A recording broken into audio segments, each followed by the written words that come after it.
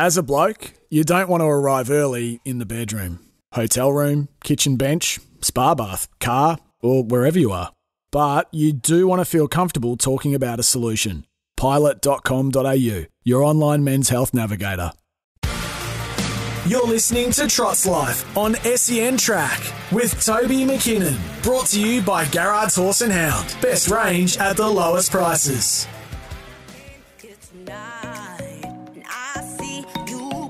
What I wanted, maybe you got what I like.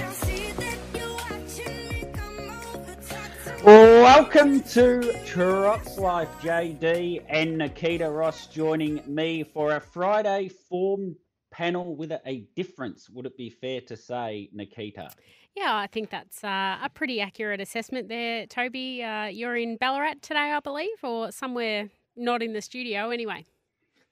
No, I'm not in studio. I'm in the lounge room in Terang today, actually, believe it or not. But it's a long way in for the form panel, and I knew you'd be there holding down the fort, so I can do it from the comfort of my lounge room today, which is quite nice.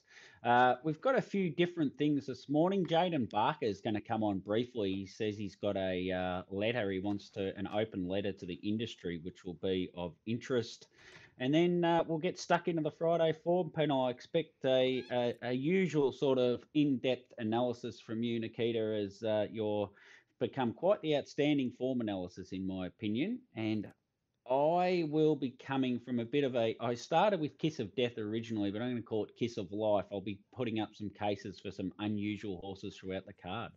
Okay, well, looking forward to hearing that. I did find it a bit of a tricky card, and I think there is some value to be found, but just identifying which horses that comes from is a little bit more difficult. I did do a J-Bond last night and throw initial thoughts up on Twitter. I thought Kai Valley Finn at $12 seemed really good value in race number 9, and Garshaway was far from poor last week in a much stronger race, and it was 100-1. So look, I'm not saying it's a winning chance, but I just thought at 100-1 and $12 a place, it's definitely I thought that was way over its value. But I think there is some value to be found. It's just identifying those horses, which is a little bit trick, and I feel the maps are going to be very interesting on Saturday night, I think. But before Saturday night, Toby, we've also got Ballarat tonight and a fantastic racer as well. So we may touch on that a little bit later if we get time at the end of the show, but that's going to be a fantastic race with some quality horses first up from a spell. Yeah, that's a real head-scratcher, that race tonight. Good luck to anyone that works that race out beforehand. We will have Wayne Slack on, son of John Slack, who the race is named after the John Slack Memorial, and we'll find a bit out about his father, John.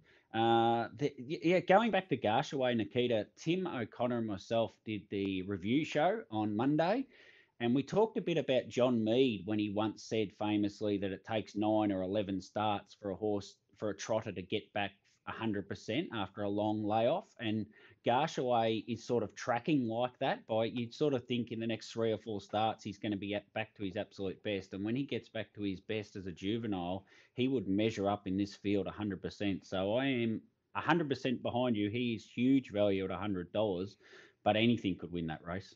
Yeah, it does look like one of those on paper. It's going to be very interesting, and I just think from that barrier, he probably goes back and needs a little bit to go his way, but he was back and sort of had to check last week, and as you mentioned, you and Tim would have caught that doing the review, and I just think it wasn't a poor run at all, and if he was in a different position and maybe up on the speed, he would have made that final. So look, I just didn't think that he was the worst horse in the race, that's for sure. Do you want to grab the end of Healesville, JD? Comeback Jack, Whiteout Fairy Tale Bliss, then Omega Hondo, Mount View Moon and Mount View Burner. The run opened and Comeback Jack burst through to hit the lead. Omega Hondo's running on. Comeback Jack, he's just in front. He'll cling on just. He only just got in. Comeback Jack won it by a head to Omega Hondo. Third Battle Axe, fourth. I reckon he got headed, Comeback Jack, but he come back and won it and beat Omega Hondo at number 3, and Battle Axe in third at 6. It just battled its way in the third spot. I assume we're working to get Jaden Barker up on the line there. Nikita? We are. He's just being dialed in at the moment. Very interesting to. You've got me intrigued with this open letter to the industry because, yeah, I don't know, these kind of things do make you wonder whether it's a positive thing or a negative thing. But before we get Jaden on the line, we're just getting him up now. But I thought David Miles, a 10 out of 10 performance, making his Trots Vision debut earlier in the week on Melton. And just on that, I think it shows a great side. And I was sort of tuning in and out a little bit with a few other things going on. But within the first 5 minutes, he was offering fantastic insight into the strands and the wind and all different things from a driver's perspective. So I think moving forward, we're going to hopefully see a bit more of that, and I think it's going to be fantastic. Yeah, he was terrific, and I messaged him afterwards. Just great insight and knowledge, and he's got a real fun side as well. So he was very serious at times and a lot of fun at times as well. And I really love how we're opening that up, and I can see a number of participants. I know Stephen Cleve's doing it Saturday night. There's a number of really good participants that can add a lot of value to the Trots Vision coverage over the coming months. And someone who knows David Miles very well is Jaden Barker, and he joins us on the line now. Jaden, how are you going? Good morning, Nikita. How are you? Good, thank you. Jaden, I believe you've got a letter that you'd like to read out or address the harness racing industry. Most definitely. Basically, David had a race fall a couple of weeks ago, and as of cause of that, he's decided that he wants to go on to Trots Vision, and yes, I think he's been getting a lot of text messages and phone calls, pumping up his tyres and giving him a pretty big head. So yeah, I think we need to back off that, because if it gets any bigger, it might explode. So he's pretty full of himself and pretty happy with his performance, is he? Oh yes, no, he was strutting around the stables Thursday, pretty happy with himself. So is he booked in, Jaden? Is he booked in a follow-up performance, or how's he? He might need a manager. You might have to give up driving and become his full-time manager if this continues. Well, I might have to. I think he's got more experience when it comes to this sort of thing, so I think he's got it under control. But yeah, no, he did an excellent job, and he's obviously asked questions that should be asked, and it makes us think, which is probably not good for me if he ever interviews me, because I'm not that quick on my feet. Well, you've been quick to get in amongst this and try and calm him down a little bit. Maybe put a bag of ice on his head just to cool it down a little bit for him, or something like that, Jaden, this morning. And while we've got you, just quickly, Jemison Steele on Saturday night, race 5, number 7. It's pretty simple, is it? Do you just head back at the start and see how the race unfolds? Oh, I think so. There's a fair bit of speed inside us, and we probably don't want to use too much of our speed. It's just, how quickly I can get him back. That's all. He can get a bit keen on the gate. There's a couple of nice horses to follow, like Malcolm's Rhythm, that could possibly get us into the race. But I think the short distance is best suited for him. All right, Jaden, thanks for coming on this morning, and best of luck dealing with David over the rest of today and tomorrow and the coming days until this little phase of his passes by, mate. Yes, thank you very much, Toby. There's Jaden Barker, obviously doing it pretty tough with David Miles up and about back at home there at Miles Racing. He works there for David Miles at Miles Racing. Let's get a breakaway, and we'll get serious into the form panel for race 1 at Tabcorp Park, Melton. This will stop you in your tracks. Buzz. You're listening to Trots Life on SEN Track with Toby McKinnon. Brought to you by Garrard's Horse and Hound. Best range at the lowest prices. Welcome back to Trot's Life, and it's a Friday form panel with a difference. It's Toby McKinnon and Nikita Ross, and race 1 at Melton on Saturday night at a 5:23 start time is the APG, bringing sales and races to owners over the 1720 metres. And Nikita, I'll let you do the form analysis first each time, so fire away and explain how this race will unfold in your opinion. I will shortly, Toby. Just before I get to that, I do have the text machine in front of me, though, obviously with you being out of the studio. And Milesy said you're a dead man. So just thought I'd pass that, yep. And he told me not to throw any petrol, but I think I'm in the clear because, I had nothing to do with that, Milesy, and that was all Toby, in case you couldn't guess. So anyway, you're in a bit of trouble, and he'll follow that up with you. But race 1 at Melton on Saturday night. Look, I think there's going to be plenty of speed on here, isn't there? Batman Barry leaves well. Putty flies the gate. He's drawn wide, so I just don't know if he can get across. Chase the Hat Trick pushed forward and has found the front it's past 2. Mr. Fortuna likes to lead. So, look, I think there's going to be a stack of speed on, and map is going to play a big part here. If you can nail the map, well done to you, because it looks very tricky. I've settled on Batman Barry, who comes out of a stronger race, the Winter Championship final last week, where he was second after getting a nice trip behind the leader and winner in Soho Bollinger.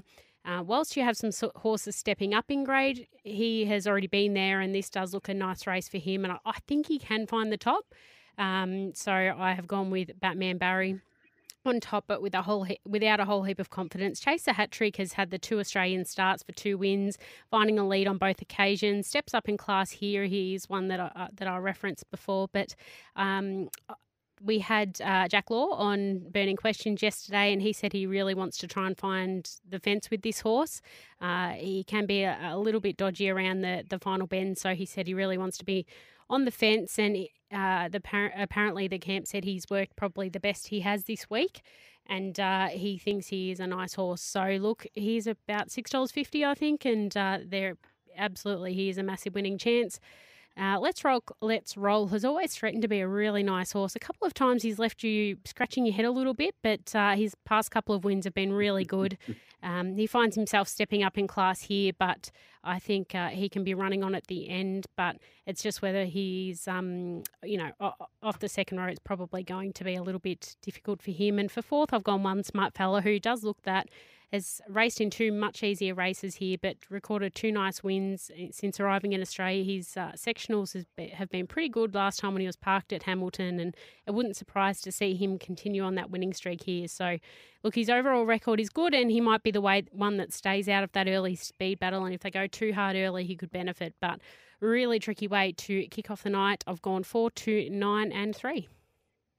Yeah, very interesting, Nikita. I call this a clothesline race. I think it'll be pegs, pegs, pegs.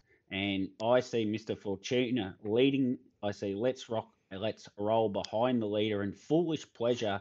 I think James Herbertson from number 10. This is all on the assumption where Segi doesn't start. He'll be 3 back the fence. Last start, he settled 5 back the fence, Foolish Pleasure. They ran home in 28 and 27.5. He was beaten 10 metres on that occasion. He made some really good ground to finish 6th. If that map plays out with Mr. Fortuna leading and James Herbertson can be 3 back the fence at the 400 metre mark, he'll be running on and he'll be huge value, $23.480. I think it'll be a peg-dominated affair, and I think Kate Gath will be pretty keen to hold the front, and that'll change the whole complexion of the race. Race 2, so I'm going 10. Foolish Pleasure, which might be an omen for all of my tips, actually, being a Foolish Pleasure. Race 2 at 6:03, the APG, serving the industry, 32 years mobile over 1720 metres. And I'm tipping, Nikita, this one's not much easier for you to work out. It's definitely not. And, it's a really strong. It's only a 56 to 66 rated race for the trotters, but you wouldn't find many stronger. It could easily, you could think it was up to a 70, 75. It's a really strong race for the trotters, and I think this could be a great form race moving forward. So, look, over the shorter trip, 17:20, it is a little bit tricky, but I'm going with the horse in form, and that's Celtic Cash. So he hit a purple patch recently, winning his last three. Last start was particularly impressive after being 3 and 4 wide early, went to the breeze and kicked on when he looked like he was going to get run over. He was sitting duck there and he still managed to get the job done. Went 2 minutes on that occasion over the middle trip. As I mentioned, back row draw over the short trip just does make his job a little bit more difficult. And the other sort of thing against him, his last 3 wins, he has been up on the speed. So, look, I don't have the confidence that Toc has. He made it his best bet yesterday. So it's going to be interesting. I have no doubt that if they do slacken the speed, Glenn Craven will probably make a move with him. But as we mentioned, it's a high-quality race, so maybe there will be too much speed on for him to make that move. So I'm going with Celtic Cash, but not with a whole heap of confidence. Queen of Crime goes in for second, has been a winner at her past 2. Wasn't super impressive in her latest win, I didn't think, at Maryborough. She was looking for the line and just held on late, but prior to that, she had a really nice win easily at Bendigo, and she was only beaten 15 metres in a strong matriarch trot. So that looks a pretty good form race for this, and I think she's a massive chance. There's no doubt about that. Aldebaran Zeus has always had some X factor about him ever since his first start, basically. He had a spell and has returned as a 3-year-old with 2 straight wins. So he has matured, and I think draw just a little bit tricky for him over the short, but there's no doubt he's got stacks of ability and could run a race. And Bromwich was a good winner last time out when first up, should have taken benefit from that run, and I think can run well again, but a really tricky race, and I'd be playing wide in the early quaddie, that's for sure. 10, 5, 7 and 9.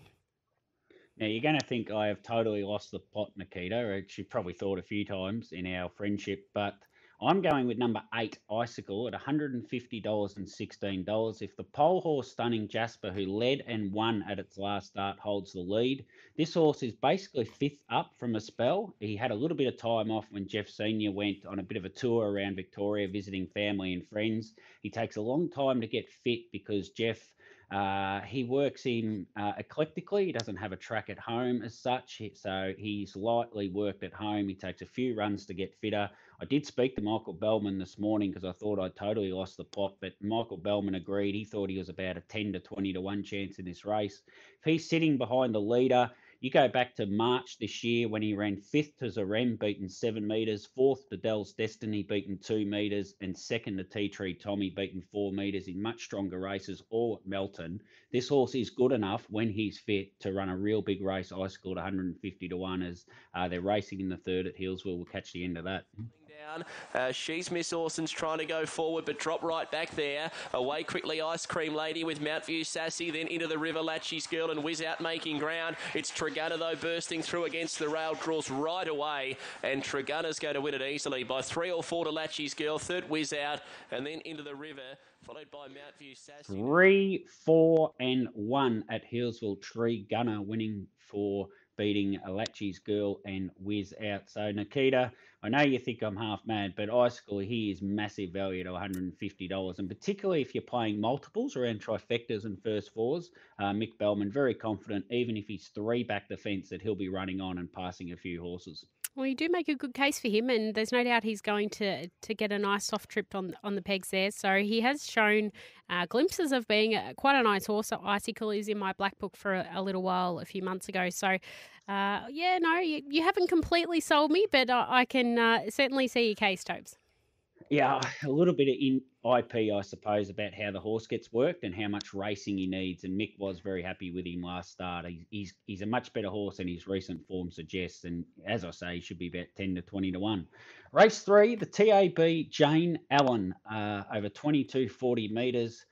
A race that, I don't know, it probably doesn't really warrant a $30,000 price tag in a sense, but maybe in 12 months we'll look back and say some of these mares have really progressed into open class company. I think it's a bit of an easier race, Nikita, to try and work out. What are your thoughts?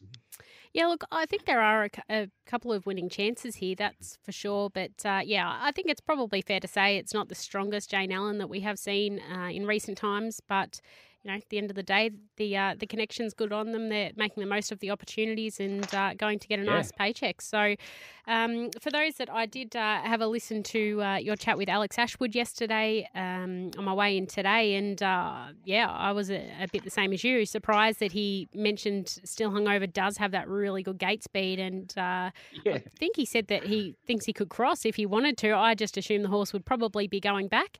We have seen that winner a few starts ago coming with one run, and she was super. So look, I've got Still Hungover on top. As we know, sat parked and dead heated in that interesting foggy Cranbourne race last time out. And don't, please. From what we've seen, I think she's good coming from with that one run. So as I mentioned, I thought she would be taken off the gate, but after hearing you speak to Albie yesterday, maybe he will be handlebars down at the start. But look, I just think she is a really nice mare, and she can get the job done. Enchanted Stride didn't have a heap go her way recently. Last time she parked out at Geelong and wasn't beaten too far, and was a really good run at Bendigo when leading up the 3-wide line over a mile before that. So, and then before that, she's sat parked for a second. So I think she is going well, Enchanted Stride, and Diamond Party, I think, will probably try and hold the lead. So she's going to get that lovely trip, and I think she's a great winning chance, Enchanted Stride. Chevron Reward is an interesting runner. Arrives in Victoria for new trainer Sean Kittle. I liked her last start Queensland effort where she was up in grade. They ran along and she was last, but she still made good ground. Prior to that, she led and went pretty hard, and it just told in the end. So I think she is a nice mare. It's sometimes a little bit tricky to gauge that Queensland form, horses coming down to Victoria, but she only raced up there on the 16th of July, so she's only had a few weeks to get down and settled in, but I'm sure that Sean Kittle would be happy with her to line her up here, and it wouldn't surprise to see her run well. And Diamond Party steps up in grade here, but was really good last time out, shown gate speed, so I think they probably could be potentially trying to lead all the way and should run a good race as well. 7, 8, 9 and 1. Yeah, well, look, I won't be picking a David Miles dead heat or anything here to try and get back in his good books. I'm going with number 1, Diamond Party. It's opened up $3. I was doing these before seeing markets. It's third first up to Dennis William is strong form. Like you think she was first up there. She then ran third to Cool Rocking Daddy and Mr. Fortuna at Yarra Valley. Went to Cranbourne and won at Cranbourne. Primed here, fourth up from a spell. I think she's rock hard fit. I think she's a much better mare than we give her credit for. She ran third in a heat of the Vic Bred, 6th in a semi, and 8th in a final.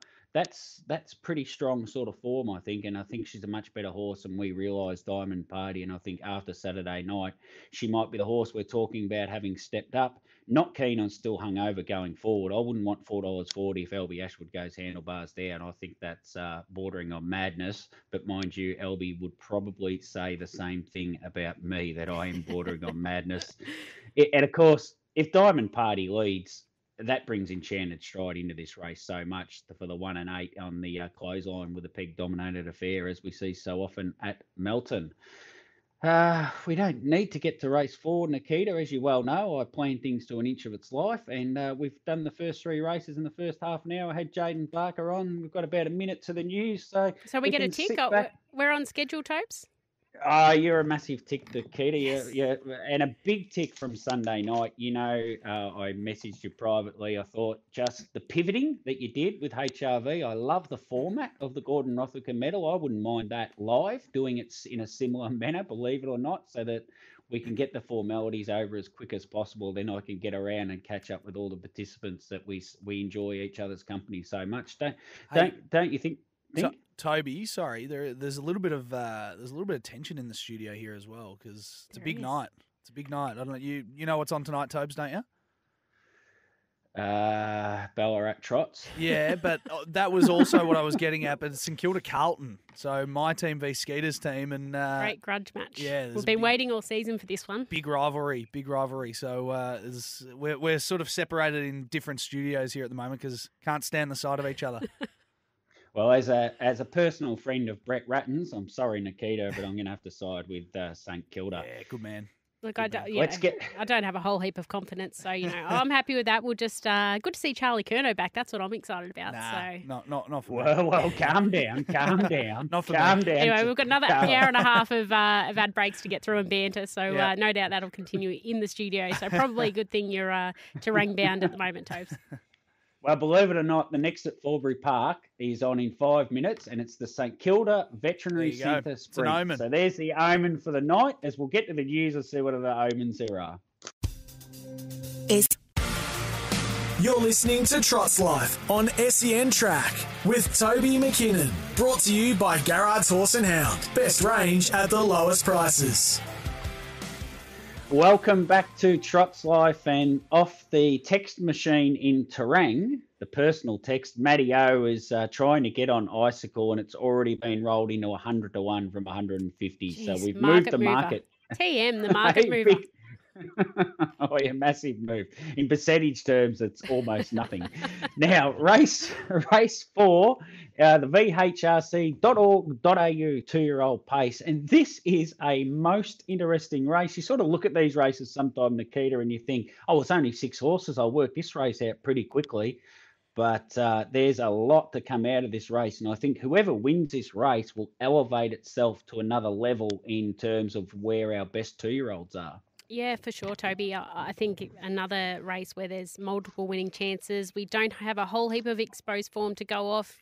A few of the horses have recorded really nice wins, and I suppose we're going to find out, I think, a little bit more on Saturday night about who takes that next step. So really interesting race, and I think one that it's really critical to watch the market move late, because I think that is probably going to tell us which way confidence levels are, because it is quite difficult to know at this point in time. But look, I'm without a whole heap of confidence again going with Interest Free, who is another of the Douglas team who looks an impressive but lightly raced horse. Last time led and was a comfortable winner in good time at Bendigo. I think he can make his way to the front here, and from there has options. Lightning Jash has 2 really impressive wins in Tassie and has returned here. Trialled super impressively leading up to this at Bendigo on Monday. Went 155.9 and 57.3. That was over the mile at Bendigo. But no doubt this is much stronger than those first 2 wins, but it could be a pretty handy horse. And again, referencing that chat you had with Albie yesterday, he said this is the pick of their 2-year-olds and sounded like he had a lot of confidence in the horse and said he wouldn't be swapping him. So, that's a pretty good push for that horse. So Celestio Matuka sprung on the scene and looked a really, really impressive 2-year-old. Ran some good races, including taking out the Shaker Maker Classic. Haven't seen him since April, no trial. So it's going to be interesting to see where and how he has come back from a break, and if he has improved from that. If he has, I think he's definitely probably the horse to beat. He has the runs on the board. But I think he is a really nice horse, but looking forward to seeing if he has taken that next step, but draws out wide. So he may have to be the one leading up the one wide line. And Aussie Joy was good when beating the odds on favourite last time out. And I think is an interesting one from the map. Do they go back? Do they go forward? Again, I think one to watch the market, but clearly does have some ability, as won its last 2, 3, 4, 6 and 5. Yeah, well, I'm going with 6, Alessio Matusa. Spoke to Damien Burns yesterday on the show. He's been nominating the horse for a couple of weeks, trying to get a run for it, and the fields have been falling over. This horse has a remarkable similarity to its older brother, You Are My Sunshine. You Are My Sunshine, in its first preparation, it raced in the first 2-year-old race of the year. It had 8 starts in its first prep for 4 wins and 2 placings. Celestio Matusa raced in the first 2-year-old of the year, 7 starts, 4 wins, 2 placings in his first prep.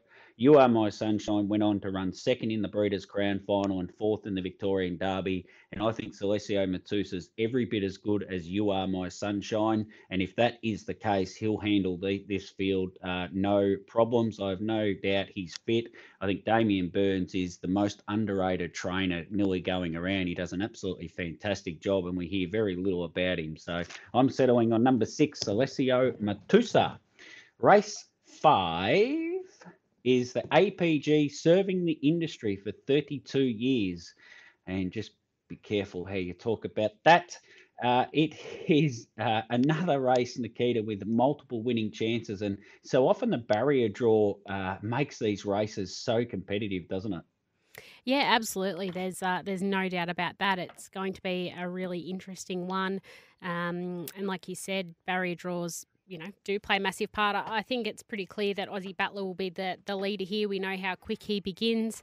Look, I'm going with Malcolm's Rhythm here. He has had scratching our heads a couple of times recently, but I think you can probably make excuses for a couple of those runs. And he is the class runner, so it's an 85 to 99 rated race, and he's at 118. So he's been racing in free-for-all grade for a long time, but with the conditions on this race, that's how he gets into it.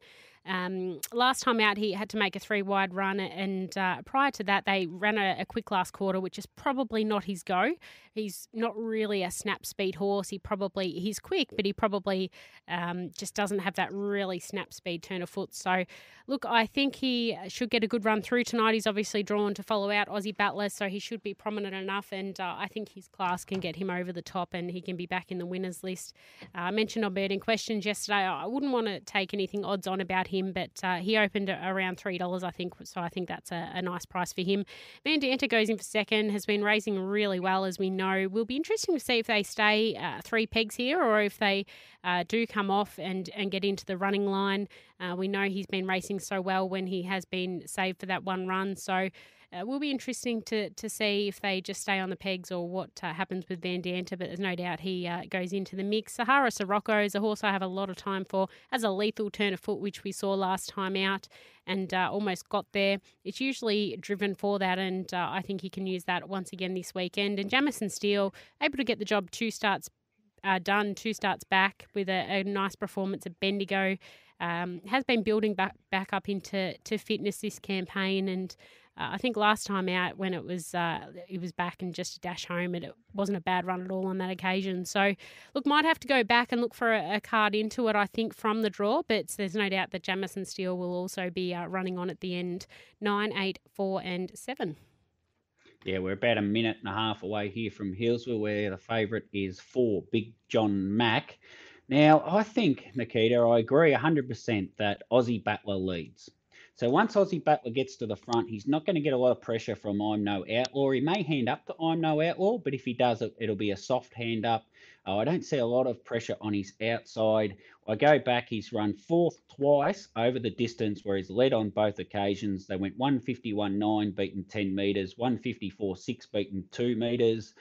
It's pretty confident to go into this race and say Aussie Battler's going to be in finish somewhere in the top 3 or 4, that's for sure. He's good value at the moment. He's currently $9. Whether he wins or not, he'll need it soft, I think, for a little bit, and he may be just too sharp for them over the last 800. I am concerned. He has been a bit of a non-winner for a long time, but he did win at Swan Hill last start, so maybe he's just turned the corner and started to learn how to actually win a race.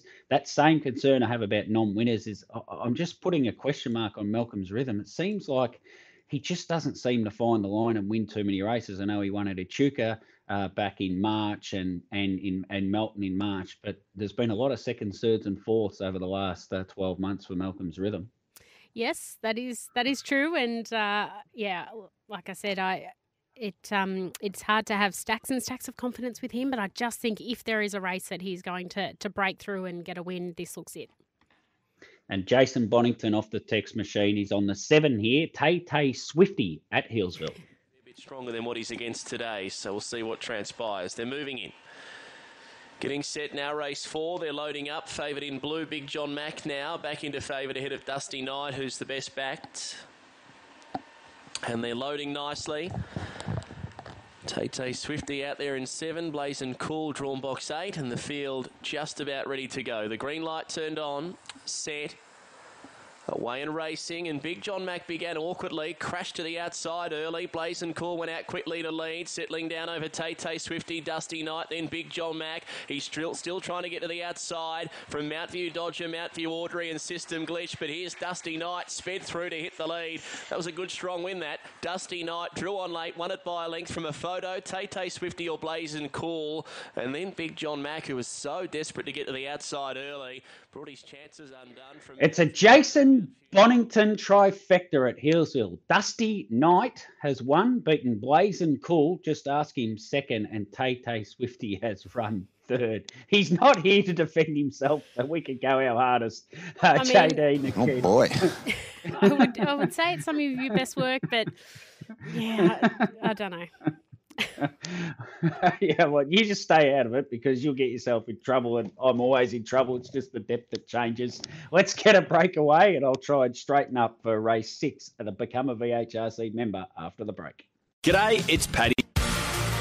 You're listening to Trot's Life on SEN Track with Toby McKinnon. Brought to you by Garrard's Horse and Hound. Best range at the lowest prices.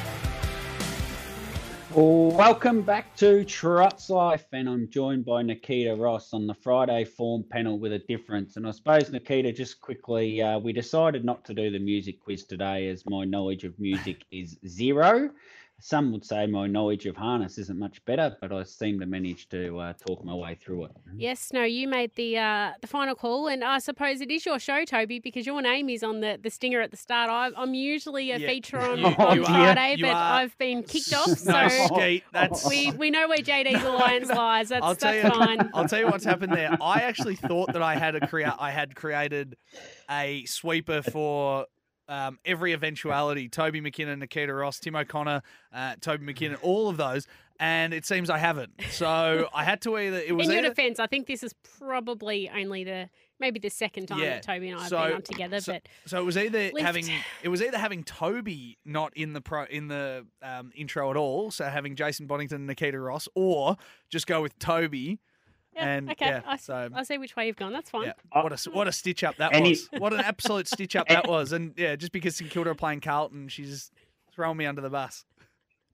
In fairness, you'll take that a bit better than I would, Nikita. Yeah. So he's probably pulled the right rein. For 5 weeks, Now, Toby gristled that no, Jason Bonington's not here. Come off it. It's Toby McKinnon. It's Wednesday months. with Wombat. Oh yeah, sorry, Tobes. Anyway. You can all get stuffed. I'm going home. Now, before we go any further, Nikita, I'm going to ask you 3 quick questions. Oh, gee, you're putting me under pressure. Yep. In this race, if Soletic drew the pole, what odds would he be? Say $4? Oh, look, that's a tricky question, depending who draws around him. But yeah, maybe. Yep.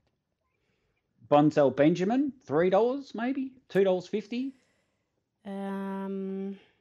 He's not in the race though. Hey? Bonzel Benjamin. If it's this is a hypothetical. Hypothetically, oh, right. if Bonzel Benjamin was number 1, what odds would he be? $2.50? He'd be probably favourite. Nah, I wouldn't have him favourite, but thereabouts, yep. Yep. Sonny Weaver? Yeah, he would be. Yes, favourite, short. All right. Okay, thank you. Let's move along, go to your form analysis. We'll get back to that. Okay, well, I'm not sure of the context of that, but play on. Better Be the Bomb. Look, we spoke about this horse on Burning Questions yesterday with Jack Law. I can't say he gave me stacks of confidence. I just thought he'd been building up, and he was... it hasn't had much go his way recently. He was held up going into the straight last week, and prior to that, it was a really quick last quarter when he was back in the field. So, look, I thought he gets the good draw this week. I think he'll be able to get across Loving a Chevy early and has options from there. Jack did say yesterday that it was the sharpest that the horse had felt last time out, and he asked him to come out of the gate, and he did. Recently, when he has drawn well, he has had speed around him or inside him. We saw Torrid Saint drawn 1 last week, so he couldn't get across him. But I just think that this race looks his type of race. And look, in saying that, though, he has opened $2.80, which I actually thought we might get a little bit of value for him. So from a betting perspective, Bon and I speak sometimes about betting options, and your top selection may not be the best selection from a price point of view. So in saying that, 888 is $6, and I think from a betting perspective that's probably the way to go, because I thought he was really good first up given the circumstances. He was 3 pegs, they walked.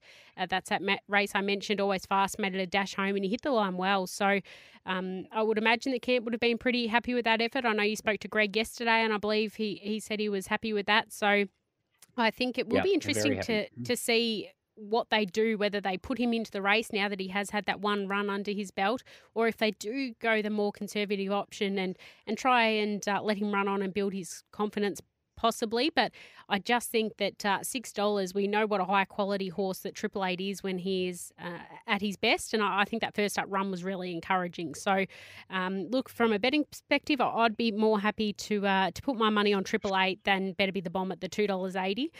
Torrid Saint has been racing so consistently week in, week out, got his things his own way last week when he was in front and he was still too good. No doubt he's a massive winning chance again this week. He possibly could be the one left without cover, so he's going to have to earn it, but you just can't discount him the way he has been going. And Boy from Bondi is another that just continues to race well. Was really good last week at Kilmore. Draws a little sticky, so he's going to need a few things to go his way. But he hasn't found it easy before, and he's still managed to overcome that in recent times. So I think he is a horse that we need to stop underestimating. He's sort of flown under the radar a little bit, but he's just been putting in nice performances, and he goes into the mix again. So Athletic's an interesting one. I just don't think he is going at his best currently. At his best, absolutely can win this race, but I just don't know if he's there. We've heard Josh mention a few times that they're taking the more conservative option with him and not using him at the start. I think if they wanted to, he could absolutely cross this field, but I just don't think they will do that because he's made a real point recently of saying that they're driving him more conservative and coming with one run. So look, 2, 6, 9 and 5, but it's going to be an interesting one. All right, I've gone with number 1, Love in a Chevy. Average winning price in metro races at Melton is $15. So the fact he's a bit of an outside price doesn't disturb me at all. Forgive the Geelong run. I don't know why. I'm just going to forgive it because it was a funny night at Geelong. The track was definitely like a beach there. His 4 starts prior to that run, he drew barriers 7, 6, second row 3 and 7.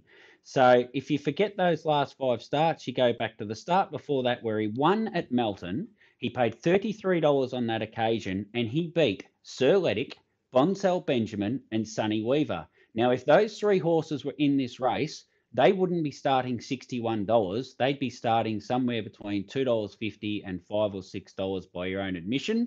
So I would say Loving a Chevy at $61 can settle behind the leader where he loves to be. He hasn't seen a draw like this for a while if you forget that Geelong run.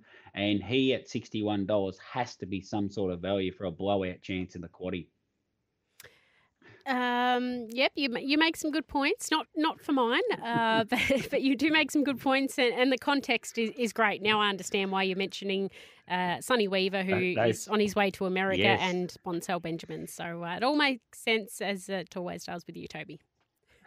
Yes, sometimes it takes a while. Now, race 7, we've only got a couple of minutes left, Nikita, so I don't think we'll get too far into this. Maybe I'll give mine.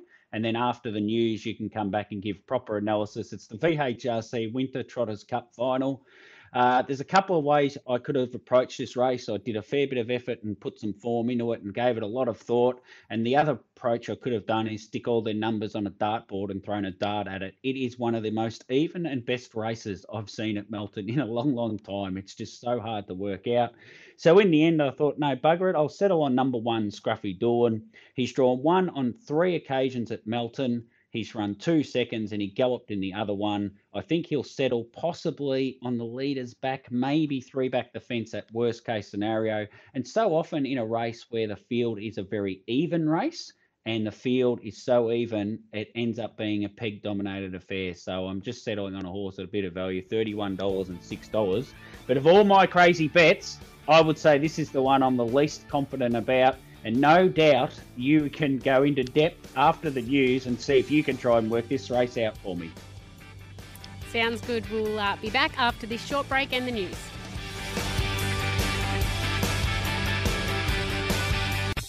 On Trot's Life, it's time for the Friday Form Panel. Welcome back to Trot's Life, and it's a Friday form panel with a difference. Toby McKinnon and Nikita Ross with you. Nikita, we're up to race 7. I see there at the start at Mildura. I'll leave it to you if you want to throw to the second half of the race at Mildura. we'll keep moving through these races. So I've settled on Scruffy Dawn, but I'm not very confident whatsoever, and I'm sure your confidence levels can't be high in this race either. No, they're not. I'll whip through my thoughts and then we'll catch the end of the Mildura, the first at Mildura. Look, I've gone with Kai Valley Chief, who he's just been so good at his past two, coming with one run on both occasions. You think he will probably be driven the same here, so he will need them to run along a little bit in front. But if I'm set to go, does that like last week and gets a little bit tired late, I think he is the one from the back row that I want to be on. But a race full of winning chances. I'm set to go, as I mentioned, run along in her heat and was narrowly beaten by Zarem, who sat 3 pegs.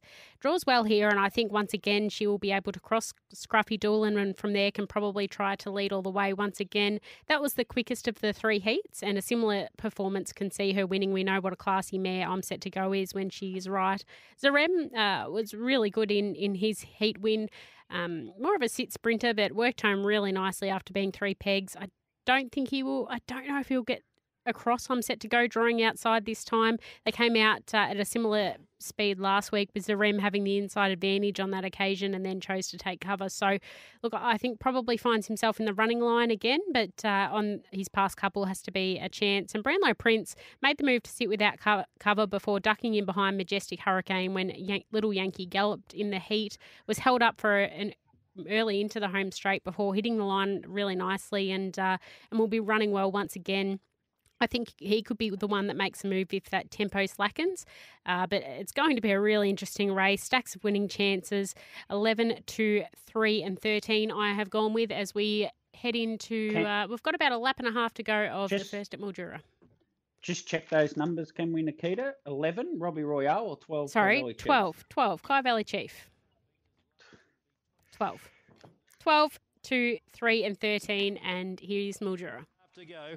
Michelle Phillips on American Bows actually settled pretty well now, considering how hard he went early. Leads 4 metres. Driver has a big look over the right shoulder. Sees Gilded getting up within 3 metres. First quarter of the last mile in 32 seconds.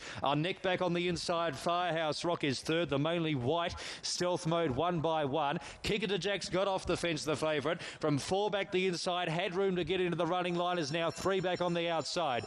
Baileyborough 3 back the inside. About 7 metres then to Unethical. And 4 metres to Waratah Beach. At the bell now, 800 metres, 1 lap to go in the first race. American Bow in front, second quarter 30.6, leads 3 metres Gilded. On the rails, Firehouse Rock third, 5 metres Baileyborough, but the Defters are out on it. Peak, the Pegs 3 back, Stealth Mode 1-1's gone. Kicker to Jack starts a run 3 wide, 10 off the lead. Unethical 4 back, the Pegs goes well, nowhere to go, and then came Waratah Beach. Down the back, leader is American Bow, and next still holding on well for the moment, considering the early work he's done, and he's still there with a chance, but the Defters are out. The outer Gilded's gone past him now. Slotting in 1-1, Kicker to Jack, but then it galloped. The favourite, Kicker to Jack, was travelling well, but has broken up there. Unethical worked into the clear, but got checked by the favourite and lost its chance. And running into the clear now, Firehouse Rock's running on. 29.8 the third quarter. Gilded in front, 3 metres. Got first run on Firehouse Rock, but Firehouse Rock's now moving up to Gilded. American Bow can't run on. Can't go on then Baileyborough. Firehouse Rock moved up to hit the lead from Gilded. Firehouse Rock comes clear. Kicker to Jack is certainly beaten, nearly run second, but Firehouse Rock wins the first and makes it 2 in a row. 3 metres Gilded and Kicker to Jack. That's the biggest certainty you'll see beaten all day. 4, 3 and 7 at Mildura. 4, 3, 7. Firehouse Rock beating Gilded and Kick It to Jack, and I didn't even see Stealth Mode in that race. The VHRC Heart of Harness Racing is race 8, and it's not getting any easier, Nikita. No, look, well, in saying that, this is probably, I was semi-confident here as opposed to plenty of the other races. I've been with Tango Tara for the past couple of weeks, and whilst he hasn't won, his runs have been really good. Obviously, he was a mile back and wide in tough conditions at Kilmore last week and flew home late. So that was just one to put a line through. It was just impossible from where he was on that track. And then before that, he made the move and sat parked outside Soho Bollinger and went down a lip there. So draws in the running line here. Back row again, but I think it does look a suitable race for him. Andy Gath was confident yesterday. He made him his best of his 3 runners on Burning Questions, and surprisingly 2 of the other runners opened shorter. The stablemates were shorter than Tango Tara, so he was about $2.50, and I think that's a pretty good price for him. It does look a good race. Master Moonlight bounced back for a really nice win last time out. That was the second time we have seen him in a long, long time, so he should be better for that effort, and I think he can run well again here. Huli Nien has been flying of late. He could almost have 3 wins next to his name of recent times. Back row draw here to overcome, but he will hope for a trail up, and I think he could be a nice each-way chance running on at the end. And Stingray Tara is another one who has been racing in higher grades, sat parked last time out, and I'm not totally convinced he's a death seed horse. So I'm willing in that grade to put a line through that. He still was beaten under 10 metres, and at each-way odds, I think he can run a bit of a race here from the good draw. He's going to be up there and prominent. So, look, I've gone with Tango Tara. I think this looks his race to bounce back into the winners list, 9, 10, 11 and 2. All right, I've gone with number 11, Huli Nien, probably the most confident of all my tips on the night. I'd say is probably my best bet. Throughout his career, this horse, once he's hit form, he's sort of held form. He's had patches where he hasn't been in form, but he's certainly in form at the moment. He was the run of the race of the whole meeting last week at Kilmore. Absolutely outstanding what he did. Sanday ran a second quarter of 32 and home in 29.4 and 28. And Huli Nien came from last, gave him 17 to 20 metres at the 800 metre mark and made up an enormous amount of ground. If they run this race with any sort of speed on whatsoever, he will be absolutely charging home Huli Nien. And I think there's a lot of other chances in the race that are going to be going 3 wide. I don't think he's going to have to go 3 wide. He'll be able to get a card up into the race because there's so many other chances. I just can't believe how well he went last week, and to be at $7.50 and $2.20, I think he's huge overs. Number 11, Huli Nien. Now, we'll get through maybe one more, Nikita, in race 9. The APG and APTS offers $2.2 million in prize money. And we'll get through one more, and then we'll get to Mitch side bottom off the back of a break. So this race, a very even trotters race, and I've got a funny feeling that you're going to pick something at a bit of value here, Kyveli Finn. Not on top, but I do think that he is an absolute winning chance, and I think I expected him to be a lot shorter than the $12 and $2.80 that he opened with one provider yesterday, because I thought his first up run was excellent. Look, I've gone with Aldebaran Tess, who is a horse that has always shown plenty of ability. She was really good winning from 4 pegs at Melton last time out.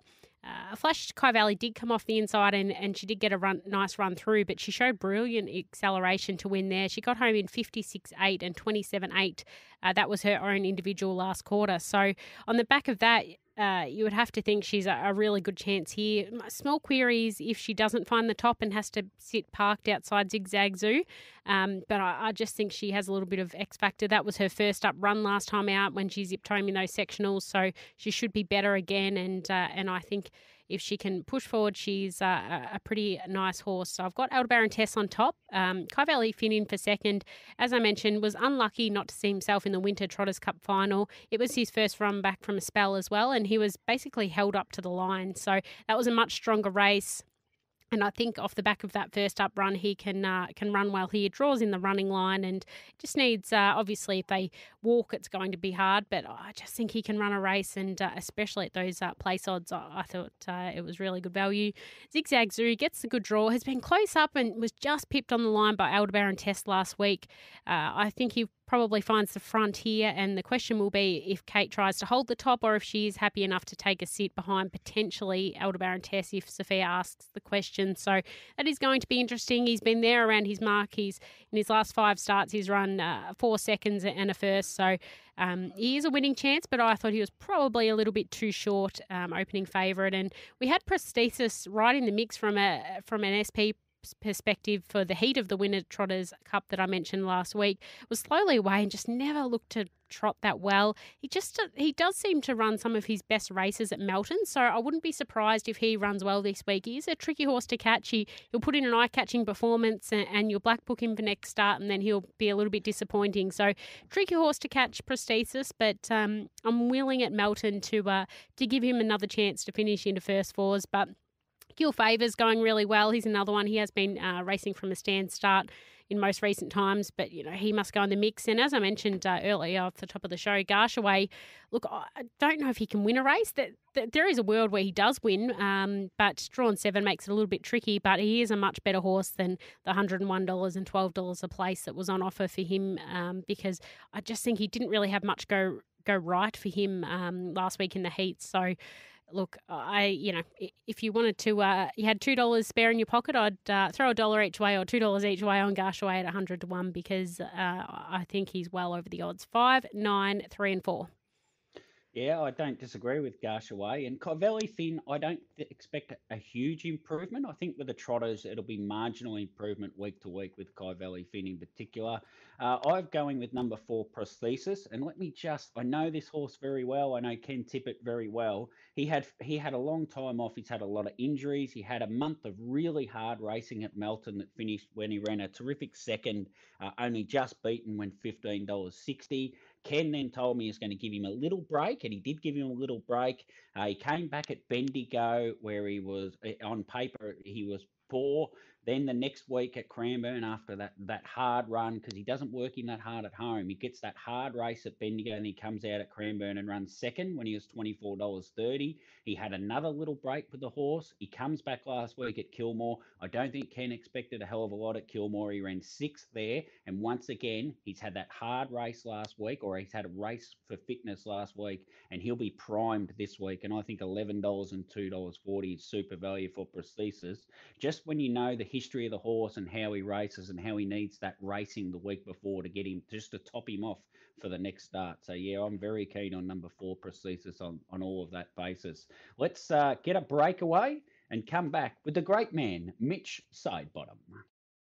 In your tracks, literally.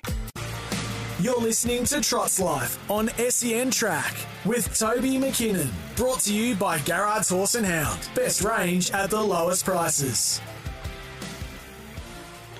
Welcome back to Trot's Life, and a belated Mitch Sidebottom as he wanted to watch something at the Olympics. So firstly, something. JD. It's not something, What Bloody hell, Toby. We've just won another goal. Diminishing the achievements of 2 of our best athletes, would you?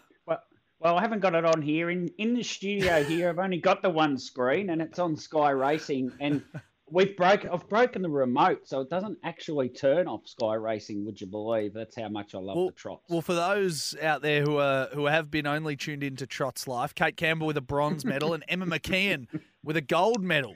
So in the 100-metre freestyle final. So it's not nothing, Toby. It's probably one of the more significant medals.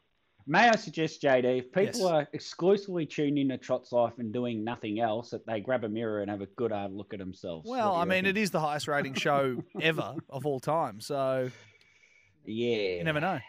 Yep. All right. Is Mitch, how are you? You there? Yeah, I am, Wombat. Thanks very much. And, yeah, thanks for letting me watch that race. I could sniff that we were a big chance of a gold. And, Emma McKeon came through good. Don't make out you hadn't had a bet on something, Mitch. We know you're better than that. No, I've been pretty good. I haven't had a bet on the Olympics. I was thinking about backing Kyle Chalmers in the 100 free, but I'm glad I didn't. That would have been a typical bad beat. At least you can't blame the driver. No, that's right. Although he did make his run a little bit too late. Now, mate, have you got a $200 spend for us for tonight? Well, I'm not that confident, to be honest, Wombat. But I'll play in one race, and if I have to spend $200, if you're forcing my hand, then I will. Yeah. So I'll pick out race 5 tonight. I thought Ted Kane's run first up was pretty good. In a fairly similar field, he sat back, got held up early with Barry Beasley on, and it hit the line not too bad at decent odds. So I put it in the black book for a week race. This looks winnable. Gets Jackie Barker on today, which is a plus. And I'm just not sure on the map. Best back Bruce does have good good early speed and may lead, but with even luck, Ted Kane is a nice each way play. I think it's $6 and $1.85. Murray, just on that, you mentioned the driver change, and obviously I saw, I think on Twitter the other day, you had one pup that went on, which obviously is a plus. Do you obviously look at that a lot when you are backing horses or looking at form? How much emphasis do you put on that driver change? Yeah, a lot, quite a lot, Skeet. Yeah. I really on that horse the other night. Hang on, I can't remember what it was called. Let me just look it up for a second. But on that horse's form the other night, I didn't feel it was a winning chance unless it had that driver change. Hard Road? Hard Road, that's the one, yeah.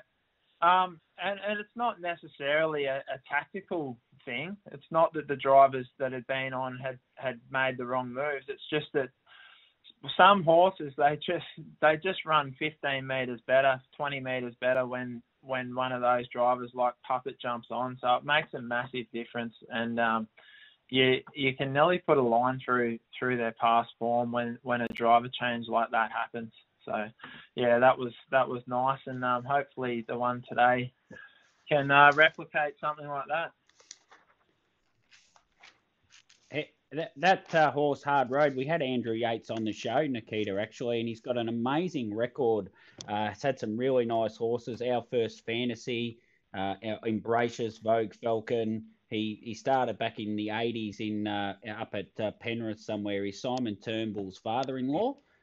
So he's been in the industry for a long time. So I wouldn't be put off by his name, with an exceptional strike rate, something like 626 starters for 100 winners, and been a great trainer, Andrew Yates. So great to see him get a winner with Hard Road as well. There you go, Moo. You come on to give us some tips, and you get a history lesson as well. So it looks like your luck's in this Friday.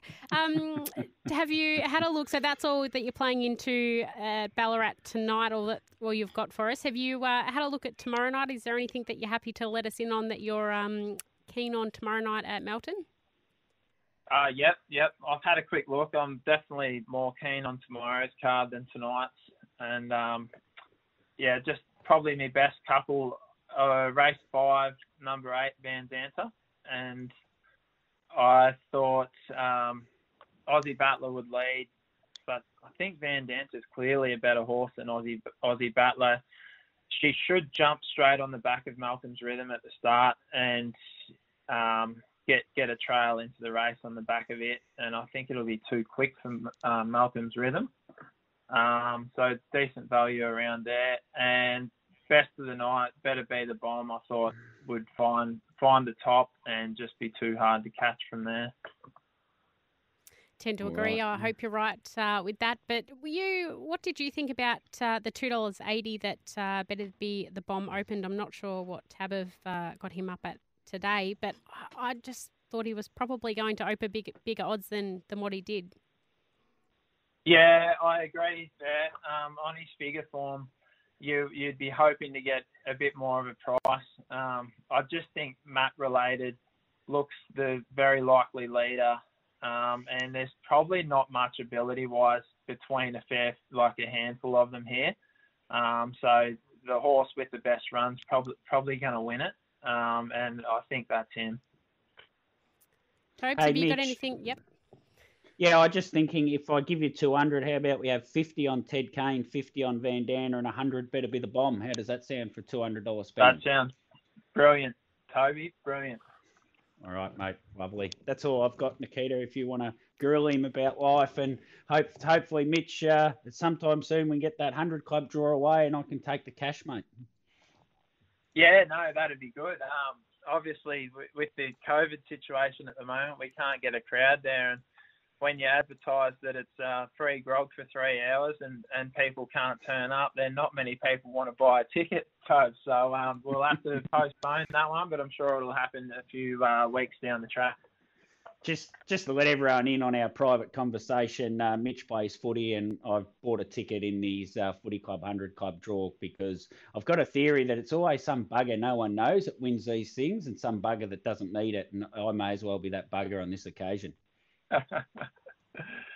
Yeah, no, I hope you do win at Tobes. That'd be good. All right, thanks for coming on, Mitch. Best of luck over the weekend on the punt, and hopefully you can find something at the Olympics too, mate. Yeah, no worries. Thanks, guys. Have a good one.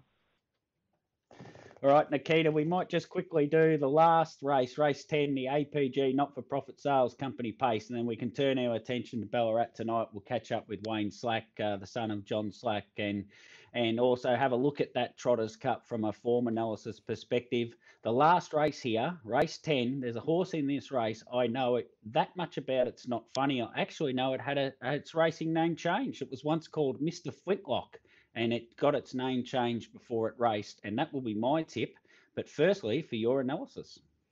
Yeah, you've got me intrigued there, but we'll find out about that sure enough, I suppose. Look, I've gone with Balenciago in the last for Andy and Kate Gaff. Comes up with a good draw. Was good. It was a good effort, narrowly going down when parked last time out, and ran along a little bit. Sorry, that was 2 starts ago, and then ran along a little bit last time out on that occasion. So, look, I think this looks a good race for him. He probably looks the leader, and I think he's going to be the horse to beat. No doubt the major danger is Where's Seggy, who will be on his back, I think, and was really good running on from the back behind Master Moonlight last time out. So he probably looks to get the sprint lane, and it will just be if he has the speed to get past Balenciago. But, look, I think they look the likely Quinella on the pegs.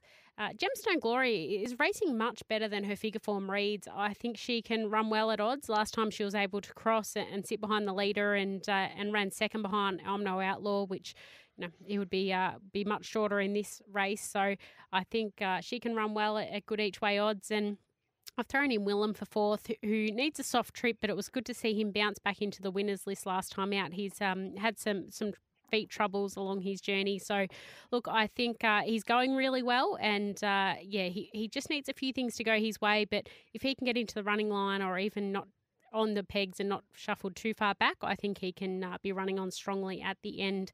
1, 8, 2 and 10, but pretty confident with that Quinella of 1 at 8. It just depends which way it's going to land, but I think it's going to be a pegs-dominated race to end the night. What I've dubbed the clothesline race, Nikita, a peg affair. Yeah, I don't disagree. I think 1 and 8 does look a likely Quinella, but I thought here number 6, Better Exclusive. I saw him trial at Yarra Valley. At that occasion, he was named Mr. Flintlock. I did know someone that was looking for a horse at the time, and Brad Costello is very open to selling his horses at any time. Had a chat with Brad, did a little bit of agent work actually, and the connections didn't end up buying this horse on that occasion. He did get bought by the people that own Exclusive Homes. I think that's therefore they got the name changed, because they like having exclusive in all their horses' names. He changed his name to Better Exclusive. I followed him throughout his career. He changed stables to AJ and Bo Tyndale 5 starts back, and I think that change he's benefited from. He won at Terang. Yep, only, was a moderate race. He's run second to Where's Seggy since. He's run 5th to One Smart Fella in quite a strong race at Terang, and can be forgiven for that run. And then second to Chase the Hat Trick, which was from 3 the fence in 154.2. Chris Elford had the option of the 2 stablemates, what Stanley got and Better Exclusive, and Chris Elford has gone down on the 6 Better Exclusive. So that's a little tick for it as well. So 1 at value there, and I'm not overly confident. I do like your 1 and 8 Quinella, actually. That looks a very, very obvious sort of play. But I thought number 6, Better Exclusive at $15 was 1 at value. Yes, I certainly did look at him and thought he was did have a chance, Better Exclusive. So, I can definitely see your case for him. Scenes in the studio as well. Wombat here. JD's lost the plot, which, at my expense, unfortunately, but he's still wiping the tears out of his eyes. I mentioned to him earlier, I keep getting caught by the Olympic replays. So they show a replay. They need a little disclaimer down the bottom to say this is a replay, because a couple of times this week I've been cheering, and then I found out that the race was run 4 hours earlier. Oh, scenes. That's exactly again. what I needed. I've just fist pumped thinking, well, we've got another gold. I was listening to your analysis, I promise, but I was fist pumping thinking we've won another medal, and it was the medal that was just given out half an hour ago. Oh, that is too funny. They need a disclaimer. Look, yeah, well, maybe we get to the news, and during the news we can work on the disclaimer and from last week, a little reference to last week, where to eat lunch in the kitchen. Form panel.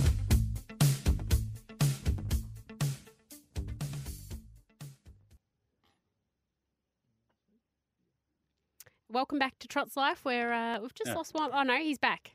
I I'm don't want to here. take over I don't want to take over the. JD just must have had you on mute there, Wombat. I don't want to take over, so please.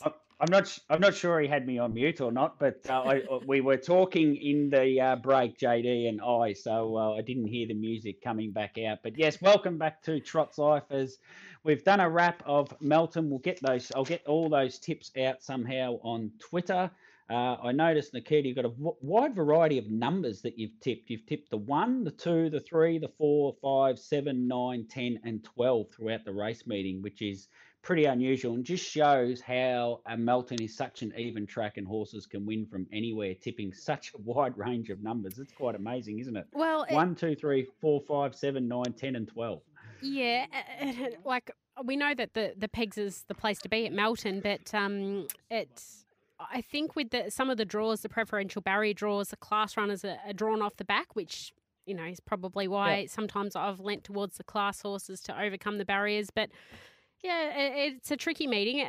A lot have been lately. I messaged Bon after doing Kilmore last week and said this is really hard, and we find another really competitive race once again.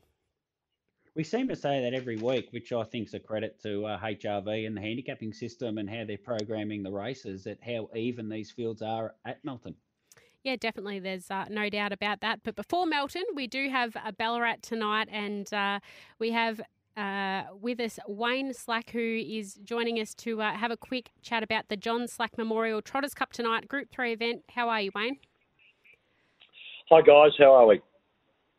Yeah, very good, Wayne. Now, firstly, I suppose just take this race named after your father, John Slack, and just take us a little bit about the recognition that the club has put towards John. I mean, there wouldn't be a higher race of any regard except the Ballarat Pacing Cup to name a race after someone, to be named after arguably their second biggest race of the whole year. That is a huge honour bestowed upon your father. So just take us through what he did at the Ballarat Trotting Club throughout his obvious long relationship there. Yeah, well, I suppose, it's really hard. Where do you start? I grew up in an environment where Dad did just about anything and everything he could for the Ballarat Trotting Club. He was an inaugural member of the original committee to set up the Ballarat Trotting Club, and from there on was involved in everything from, as he used to say, making sure he cleaned up the shit to making sure the mobile was ready to go for the trials on a Sunday. So it was a bit of fun. I mean, Dad was a late entry into trotting. I think really he just loved horses, and I think from memory he got licensed in about 1955, so he's about 25, 26 years of age. So it was a pretty late start for him, but he loved it. And to be totally honest, he would not want the Ballarat Pacing Cup. You'd have to have a trotters race. So he would be more than happy having the trotters race named after him. So as a licensed participant, he obviously trained a few and he drove a few, did he? Did he have much success on the track as much as he did off the track? Yeah, look, Dad, and look, we're talking about it the other night at dinner with a few friends. It was a different era. Dad had a trotter called My Lesson, which he didn't race till he was 6.5 years of age, because he didn't think he got him right. And that horse went on to win 33 races, but a total prize money of about $33,000 in those days, which was not to be scoffed at, but certainly in today's standard would have set the family up in a bit of a different ilk. But I can remember back in those days where, he used to stable in Ballarat East, in the community, just in a back paddock at a friend's place, and we'd get on the cart and he'd train the horses out through the state forest, out the Canadian area. And the interesting thing was that as you'd walk along the main streets to go out and train, all these kids and parents and that would come out the front street if he was racing that Friday night or Saturday night, wishing Dad luck. And I used to be fascinated. It was just an incredible community thing, and I can guarantee it always carried a few bob at the tote accordingly. But there'd be people come out by literally the 50s or the 100s on the day before the race, saying, hey, this is fantastic, John. How's he going to go? You know, can he win? Yeah, we're going to have $1 on him. Good luck. So it was a different world back then, but it was a lot of fun. Absolutely, that sounds like a fantastic way to grow interest in the sport. Has it continued on with the family, Wayne? Do you still keep a close eye on, especially the trotters? No, no, not at all. It's one of those things that I drove until I was about 32 years of age, and realised at that point in time that I most probably really couldn't make a career out of it. I was runner-up in Young Driver of the Year and a few other bits and pieces, and runner-up in Ballarat Driver of the Year and a few things like that. But most probably decided that my living wasn't going to be made by sitting behind horses. And at that stage, I was a bit late in starting for Dad's good horses. I only drove, I suppose, the second or third round horses that he had. And so there wasn't a big stable. There was always only one or two horses. So it made, trying to make driving as a commitment pretty hard. And when I used to start to get to a stage where I'd use my work excuse to be at Stall for a meeting or be at Horsham for a meeting and all that sort of stuff, I realised that I was actually working things backwards. I needed to get out of horses and try and make a living. But it was fun. Look, I enjoy driving a good horse. It's like driving a good car. There is nothing much better when you've got the horsepower sitting under you and you're in a race. It's a fantastic feeling. But that's well and truly past these days. Now, Wayne, the Ballarat Trotting Club, they do it as good as anybody looking after the families from the past. They understand that the position the current committee in has come from all the hard work that's come from people before them that have put in. You must, on Friday night, or tonight, sorry, you obviously can't attend because there's no attendance. I assume that most years you get a table there, and it must be a wonderful thing just to sit around and remember your father each year around a table and watch the trots at Ballarat. Yeah, look, there's a great group of people, and unfortunately, that number's reducing every year. But there's a great group of people that Dad was involved with for many, many years in regard to the Ballarat Trotting Club. And, it's always good to walk in and show those people because as a young person, they all treated me with respect. And, now that I'm an oldie, I see their children around and we all get on really, really well. But, look, it was a small environment. Ballarat was very personal. Again, I suppose you nearly call it amateurish in its day. But I think when they just finally decided to, do Bray Raceway, the most exciting thing was that from that moment on, everybody pushed for better trotting facilities. And my father was so committed to trotting, he was one of the inaugural guys over at Redwood as well. So he just loved the square gator. Yeah. He thought there was nothing better on earth than to see a square gator actually trot successfully.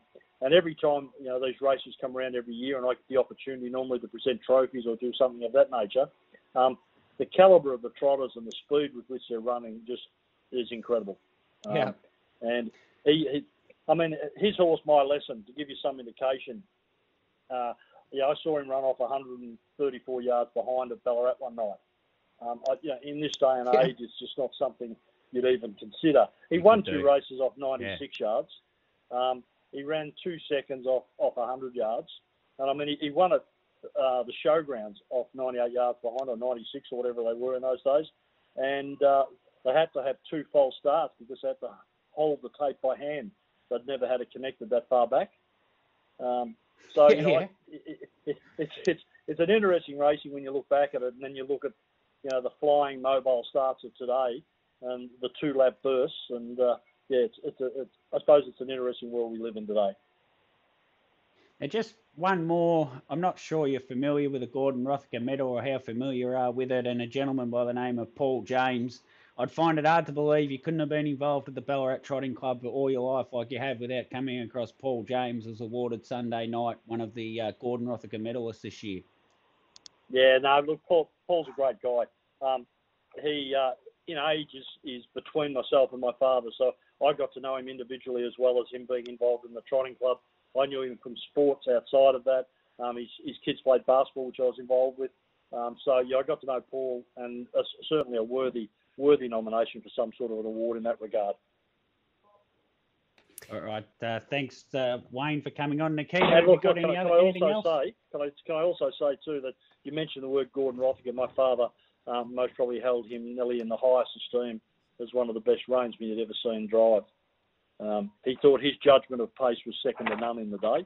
And I was told as a young kid, just watch Gordon, learn, watch Gordon. And I suppose the other side of the question, he thought George Gaff was the most incredible trainer he'd ever seen of square gators. So between the two, I was brought up with some very old, some old folklores. There's no doubt there are two very famous names in the trotting world, Gaff and Rothinger. And thank you, Wayne, for coming on. We really appreciate you taking the time out of your day to chat to us. And we're looking forward to a fantastic John Slack Memorial Trotters Cup tonight at Ballarat. And if I can finally say, I think the field tonight will make an exceptional race. So it should be a ripper. There's no doubt about that.